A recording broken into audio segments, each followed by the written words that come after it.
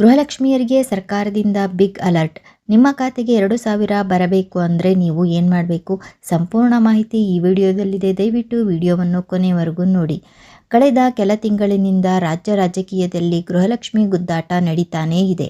ಪರಿಷ್ಕರಣೆ ಹೆಸರಿನಲ್ಲಿ ಸರ್ಕಾರ ಸರ್ಜರಿ ಶುರು ಮಾಡಿದೆ. ಸರ್ಕಾರದ ನಿರ್ಧಾರಕ್ಕೆ ವಿಪಕ್ಷಗಳ ಜೊತೆಗೆ ಜನ ಕೂಡ ಆಕ್ರೋಶ ವ್ಯಕ್ತಪಡಿಸಿದ್ರು. ಈ ಬೆನ್ನಲ್ಲೇ ಇಂದು ನಡೆದ ಕ್ಯಾಬಿನೆಟ್ ಮೀಟಿಂಗ್ನಲ್ಲಿ ಸಿಎಂ ಡಿಕೆ ಶಿವಕುಮಾರ್ ನೇತೃತ್ವದ ರಾಜ್ಯ ಸರ್ಕಾರ ಮಹತ್ವದ ನಿರ್ಧಾರವೊಂದನ್ನು ತೆಗೆದುಕೊಂಡಿದೆ. ರಾಜ್ಯ ಸರ್ಕಾರ ಗೃಹಲಕ್ಷ್ಮಿ ಫಲಾನುಭವಿಗಳ ಪರಿಷ್ಕರಣೆಗೆ ಮುಂದಾಗಿದೆ. ಗೃಹಲಕ್ಷ್ಮಿ ಫಲಾನುಭವಿಗಳ ಮರುಪರಿಶೀಲನೆ ನಡೆಸಲು ಸರ್ಕಾರ ಸಜ್ಜಾಗಿದ್ದು, ಬಯೋಮೆಟ್ರಿಕ್ ಅಥವಾ ಫೇಸಿಯಲ್ ಅಥೆಂಟಿಕೇಷನ್ ದೃಢೀಕರಣದ ಮೂಲಕ ಫಲಾನುಭವಿಗಳ ಮರುಪರಿಶೀಲನೆ ನಡೆಸಲು ತೀರ್ಮಾನಿಸಿದೆ ಎಂಬ ಮಾಹಿತಿ ಸಿಕ್ಕಿದೆ. ಮೃತಪಟ್ಟವರ ಅಕೌಂಟಿಗೂ ಹಣ ಜಮಾವಣೆ ಹಿನ್ನೆಲೆ ರಾಜ್ಯ ಸರ್ಕಾರ ಗೃಹಲಕ್ಷ್ಮಿ ಸರ್ಜರಿಗೆ ಮುಂದಾಗಿದೆ. ಆಪರೇಷನ್ ಗೃಹಲಕ್ಷ್ಮಿ. ಸರ್ಕಾರ ಆಪರೇಷನ್ ಗೃಹಲಕ್ಷ್ಮಿ ಹೆಸರಿನಲ್ಲಿ ನಿಜವಾದ ಫಲಾನುಭವಿಗಳನ್ನು ಗುರುತು ಮಾಡುವ ಕೆಲಸ ಮಾಡ್ತಿದೆ. ಪ್ರತಿಯೊಂದು ಕುಟುಂಬದ ಯಜಮಾನಿಗೆ 2,000 ರು ಆರ್ಥಿಕ ನೆರವು ನೀಡುವ ಯೋಜನೆಯೇ ಗೃಹಲಕ್ಷ್ಮಿ.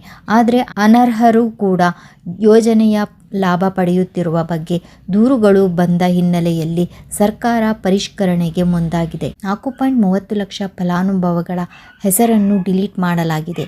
ಒಟ್ಟು 1.20 ಕೋಟಿಗೂ ಅಧಿಕ ಫಲಾನುಭವಿಗಳಿದ್ದು, ಮೃತಪಟ್ಟವರನ್ನು ಕೈಬಿಡಲಾಗಿದೆ. ಸದ್ಯ 4.30 ಲಕ್ಷ ಫಲಾನುಭವಿಗಳ ಹೆಸರನ್ನು ಡಿಲೀಟ್ ಮಾಡಲಾಗಿದ್ದು, ಈ ಮೂಲಕ ನೂರಾರು ಕೋಟಿ ರು ಉಳಿತಾಯ ಆಗಲಿದೆ. ಇನ್ನು ಮುಂದೆ ನಿಮಗೂ ತಿಂಗಳ ಹಣ ಬರಬೇಕು ಅಂದರೆ ನೀವೇನು ಮಾಡಬೇಕು ಅಂದರೆ, ಗೃಹಲಕ್ಷ್ಮಿ ಯೋಜನೆಯ ಮಾಸಿಕ 2,000 ರೂಪಾಯಿ ಹಣವನ್ನು ಪಡೆಯಲು ಫಲಾನುಭವಿ ಮಹಿಳೆಯರು 1 ತಿಂಗಳ ಒಳಗೆ ಬಯೋಮೆಟ್ರಿಕ್ ಮಾಡಿಸುವುದು ಕಡ್ಡಾಯ ಆಗಿದೆ.